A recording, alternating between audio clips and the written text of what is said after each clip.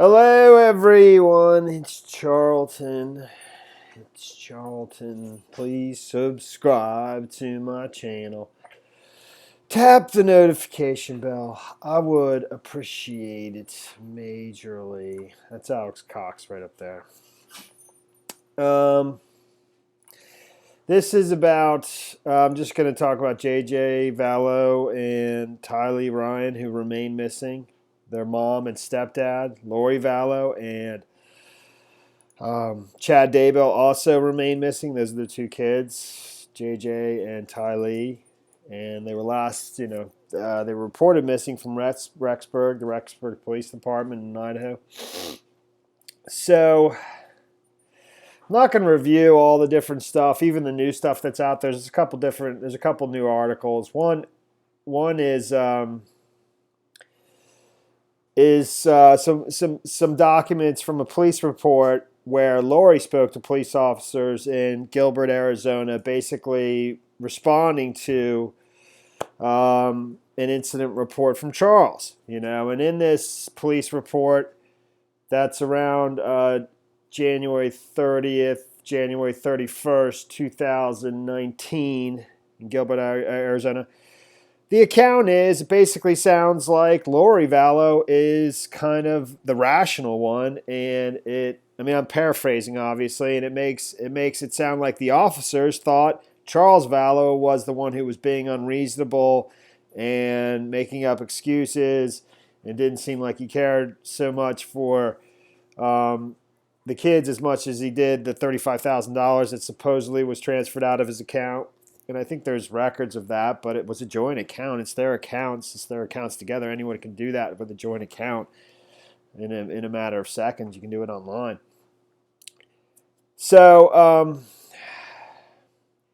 but rather than go through all of that, that's basically it. But the key thing about that is all this time, all the reporting you've been hearing is from basically sort of Charles Vallow's perspective mostly. There's been various family members that have talked about it, and most accounts kind of talked about how Lori had gone crazy or just, gotten so into this doomsday cult stuff and the Latter-day Saints, Chad Daybell, extreme, end of times type of stuff, and that she was part of she was part of this cult or influenced by her cult beliefs, and that's what was the motivating factor behind these deaths. I don't believe so.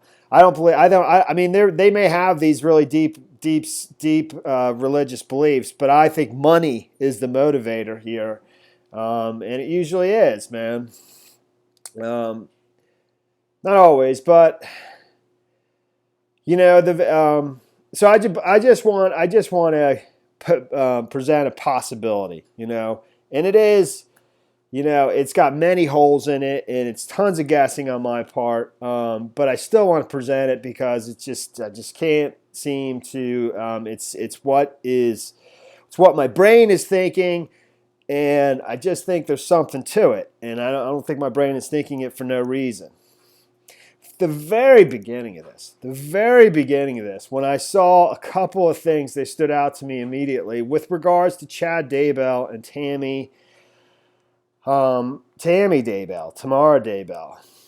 And this is actually just when it was just the two kids that were missing, and maybe it was known that he had married somebody a few weeks afterwards, Lori Vallow, but all these other deaths weren't known to me when I first heard about this story, my very first video. I think on the 22nd of December is when I made my first video. The missing persons report, was put out December 20th, so 2 days after the missing persons report, and within 24 hours or so, maybe a little bit more, it became national. I remember looking at it; it was around Christmas time, 22nd. So, but the thing that actually stood out to me was when I saw in an article how Chad Daybell had worked at a cemetery, and not just that, but he had worked at a cemetery where he brought his wife back to be buried. Okay, they lived in Salem, Idaho, which is just north of Rexburg, Idaho, and they're more or less originally from Springville, not totally originally. I think I know Tammy is from Pasadena, California. I think her family moved to Springville Utah, not Idaho, Springville, Utah, when she was 12 or 15 or something like that. So she did kind of grow up there. But her kids are all still in Rexburg and in Salem for the most part. Some are in different places, but I know some of them are where she was. They're in the school district and stuff, whichever.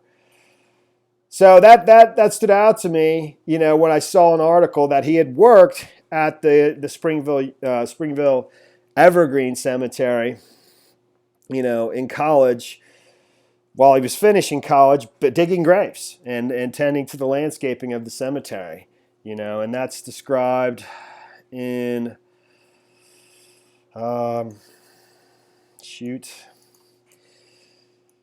this article here, where it says Daybell has written a number of religious books, many with plot lines which center on the end of the world. And in an interview shared on his YouTube page in 2011, Daybell says he was inspired to start writing during his time working in a cemetery in Springville. It's amazing what you can think about when you're weed eating and digging graves, Daybell said. And I wrote what's called the Emma trilogy, and came up with some characters. They're all based on family members. The story is set right there in Springville and Spanish Fork. And it is not just in Springville. It's the Springville Evergreen Cemetery where Tammy Daybell was where he brought her to be buried, because there's another article from like 1999. Oh no, where is it? You're such a turkey, dude. Right there. From 1999, this is from like BYU or something, or I'm not even sure. The New Daily Universe. I don't know if that's the college paper. From 1999, and it states, Daybell says he worked for Evergreen Cemetery in Springville while attending BYU, and enjoyed the part-time job. There's only 2 cemeteries in Springville, to the best of my knowledge. When you go to, Springville Cemetery, there, search cemetery burial records. There's Evergreen and Springville City, and then I had seen in Tammy Daybell's obituary that she worked for the other, cemetery, Springville Park. Is that what it said? Springville City burial records, but that's the other cemetery. I mean, in her obituary, it says, while Chad continued his schooling, Tammy supported the family by working as the secretary for Springville's Parks Department. As part of her job, she typed thousands of handwritten burial records into a computer database. This helped spark her interest in family history, which later would become her favorite hobby. Throughout her life, she submitted more than 100,000 names for temple ordinance work. She even managed to teach her computer-challenged mother to learn and join in the gathering of family history, a miracle. So those 2 things immediately, for me, they jumped out at me. And they don't mean, that doesn't prove anything. But it did stand out to me. And I thought, when I saw that her body was being exhumed, I was wondering, not so much if they were testing to see if she was killed, but I was wondering if they were testing this to make sure it's her, and that there wasn't some, basically somebody who, with knowledge of, the death recording process and having worked at a graveyard, the 2 of them, wouldn't have knowledge of how to manage that and basically sort of fake your death. I mean, that's so, I understand that is so far fetched, and but that was my initial thought. It really was. And how you would come up with another body in place of yours, and it's almost impossible. I agree. And have a person have your wife, somebody, a deceased person in your house to fool authorities that's not your wife. I don't see how that's possible either. I agree. I'm trying to be as realistic and honest as realistic as possible. But there's just something about it that keeps pointing me in this direction, and I just don't think it's 3 murders, for money. I think there's something else going on. And but I have no idea how they accomplish it. The Charles Vallow one, I kind of could almost see it a little bit, but again, you have to come up with somebody who's willing to be someone who's the dead person, and my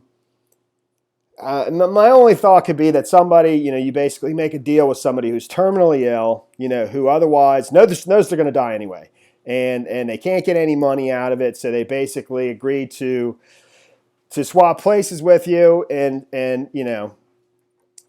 they're going to die anyway, so they get a cut of the insurance, the life insurance, and then at the end, maybe Alex Cox kills himself when it's basically exposed that everyone's going to find out. I agree. It's all. I mean, how someone would, and when you talk this through, it becomes less and less a real possibility. But let me talk it through. I mean, the thing that strikes me about these accounts is sort of the emphasis on the rental car. That just seems to be a focus of some of these. It's brought up multiple times in the police reports, in the accounts to the attorneys that get filed in divorce documents. And it seems like, that seems to be a pivotal, critical piece that both parties, Lori Vallow and Charles Vallow, want in the documentation. And basically, and the other, my thinking was that, that somebody who looks like Charles Vallow,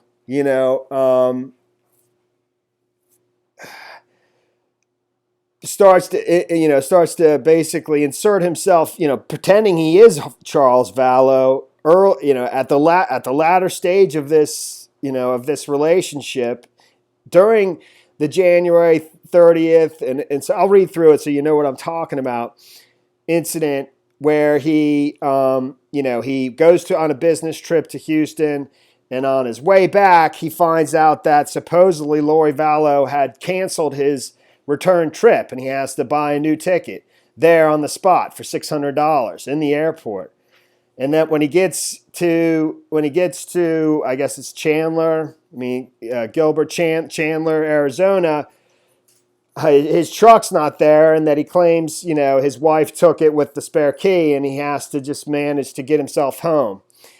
And according to the accounts, and this is coming from, I think, police reports and the divorce documents, he doesn't use a rent-a-car that time for some reason, even though he has a rent-a-car account, that he later brings up in another, later in court documents. But he managed to get home with a cab and gets close enough to where his home is, and then gets a friend to pick him up and take him to his home. And then he discovers that, his wife has taken his computer and his clothes and his underwear and JJ's and his wife and they're all gone.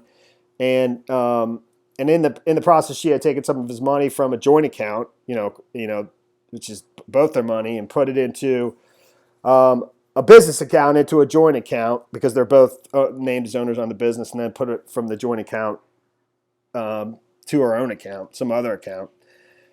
Which is totally, everybody can do that. Anyone who's got joint accounts, and that if you have a joint account, anyone who knows that, anyone who's got any kind of knowledge of business, especially as he professes to be, and his family members say he was well off, and I definitely, I'm not sure I necessarily believe, that he was doing just fine as a business person. It just doesn't the numbers don't add up, whether it's, where they were living, no ownership of properties. Even this $35,000 that's, taken out of the business account, and supposedly he owns $22,500 to a couple independent contractors that supposedly he works for him in California. If you're making $240,000 a year, like he claimed in his insurance documents, these things shouldn't be really an issue, and you should have probably have at least one home owned at some point throughout your life, But I'm getting off topic. But when he gets back from this short business trip after Lori Vallow had said crazy things to him over in a phone conversation, and said she was going to ruin him financially, and even if he got in her way because she was, had these religious visions that she, all sorts of stuff. If he got in her way, she would kill him and stuff. And but when he got back to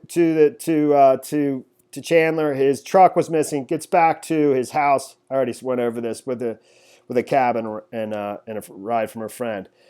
And then it says, let me start picking it up from. There's a point to this, and I don't want to go on and on. I'm tired of going on and on.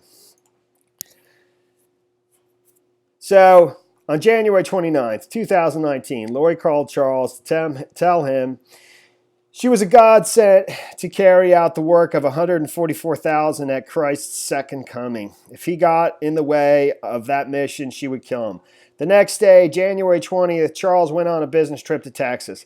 That's when, according to court documents, she said in another phone call she was definitely going to kill him. In fact, she was going to kill him as soon as he returned from his trip. She told him she had an angel waiting to help dispose of the body. But Lori's threats against Charles weren't limited to murder. During that same phone call, she also told Charles she planned to destroy him financially, the document said.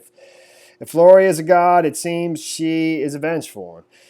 True to her word, between January 28th and January 29th, 2019, Lori made 3 bank transfers totaling $35,000. Lori transferred the money from the Vallows business account into their joint personal account before moving it again to an unknown account.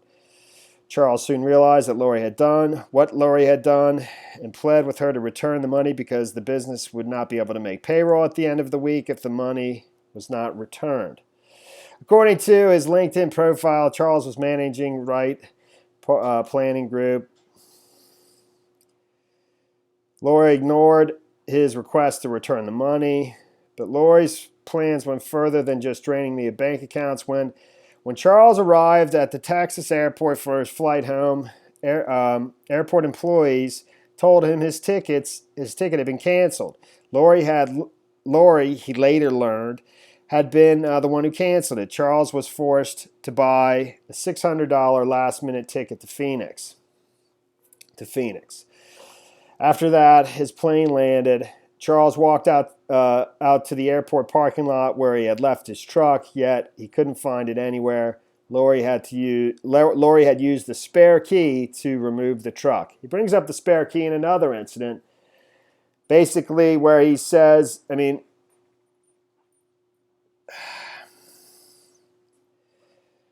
what I think, this is what I've come up with. I think a lot of people are going to doubt this, but I think there might be something to it. I really do. I think this person that's doing this right here, this person who's flying in from Texas, let's just pretend it's not Charles Vallow. It's somebody who's pretending to be Charles Vallow, okay? And the cancellation of the return ticket, and that he has to buy it for $600, which actually probably, I looked it up. I don't think it requires ID. It just requires a credit card.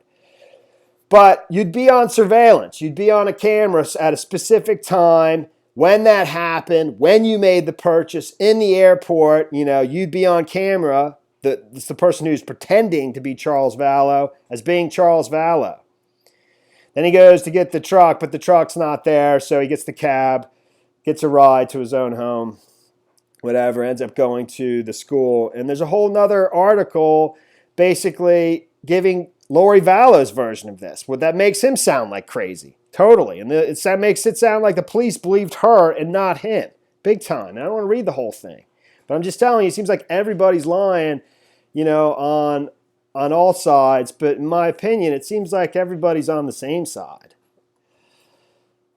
So, the other thing that, it says, Lori informed him she wanted nothing more to do with him or the children. She had a more important mission to carry out. The document said it took Lori 3 days to disclose where she'd left the truck. Charles was forced to rent a vehicle during that time. But he didn't rent a vehicle from the airport to get back when his truck wasn't there. I don't know. Who knows why. But this is one thing that, there's just little things that just really, what's the expression? Stick in my craw. about the rent-a-car points, okay?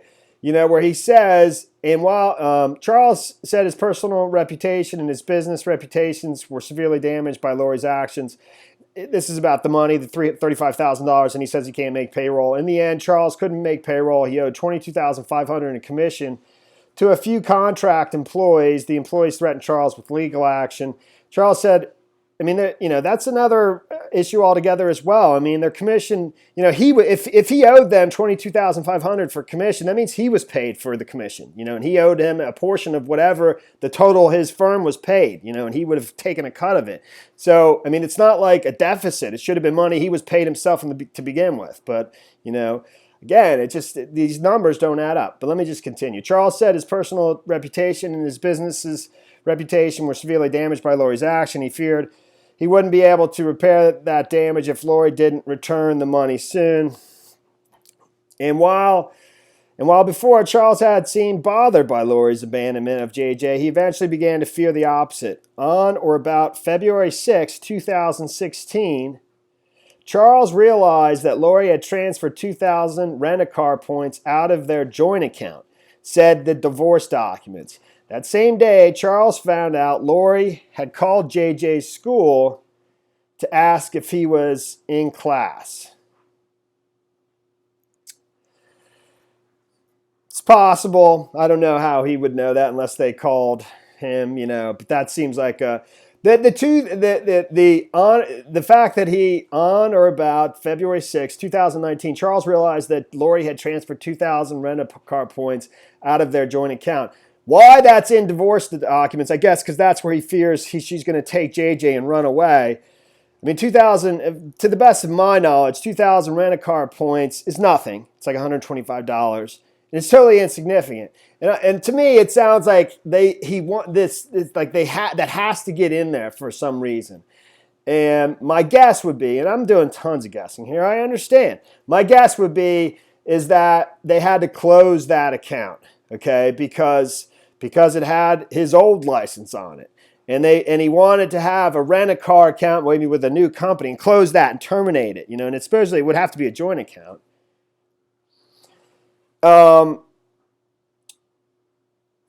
He would want a new account with the person who's pretending to be Charles with maybe a fake license, a fake ID that he uses to start to get to rent a car, but he has to open an account with them, and you have to have a driver's license to do that. But maybe he has a fake one, that has his own the picture of the person pretending to be Charles Vallow, but it says Charles Vallow on the fake driver's license, and that way, because when the police come to the apartment, or not the apartment, the house, this house, okay. I'm not even going to get into the two different houses here, which, believe me, I think is definitely an issue. But I'm just talking about this house, all right? This is where the incident took place. And there was some confusion from me, and I'll get into it later, maybe, probably not. And it was clarified. It was cleared up by somebody coming forward and saying, I'm the landlord of this house. I'm the landlord of this house, and making a post on Facebook and then deleting the post, just so, in my opinion, that person made sure I was aware it was this house and not this house. And for some reason, people didn't want me looking at this house. And I know the reason, but whatever. So, but when the cops come to the house where the incident took place, and there's the truck, by the way. I don't know for sure, because Alex said that's his truck. Alex Cox said that's my truck, and there's not a truck in the garage. There's a car in the garage. So, I would have assumed that that's the infamous truck that supposedly Lori Vallow took from airport parking with the spare key, whichever. But when the police come here, you hear him saying, I'm trying to find just a wallet for this guy, for Charles Vallow, for the person who's deceased on the floor, because they're trying to identify him. And actually another officer who's, the body cam's not on for him, you see him come out and talk to Alex with a notepad saying, his date of birth. He gets his name, but he doesn't know his date of birth. And that means he doesn't have his ID. He doesn't have his wallet, because your date of birth is on your wallet. on your license. I actually physically checked just to make sure. So they don't have his ID at the house. In fact, there's a report, of them going to the hotel where he's staying and asking the hotel manager to check them into his room because he's dead. And I assume one of the reasons, among many, but one of the first reasons, because they got to identify the dude. They got to positively identify the dude, is to get his identification. But he doesn't have it on him. There's in the body cam, there's no finding the ID. And let's just assume they never find it at the hotel. But, at that point, they go to the next best thing, which would be like his most recent time where he used his ID, like at getting a rent-a-car where they took a photocopy of it. But it's just a photocopy. It's not the physical actual ID.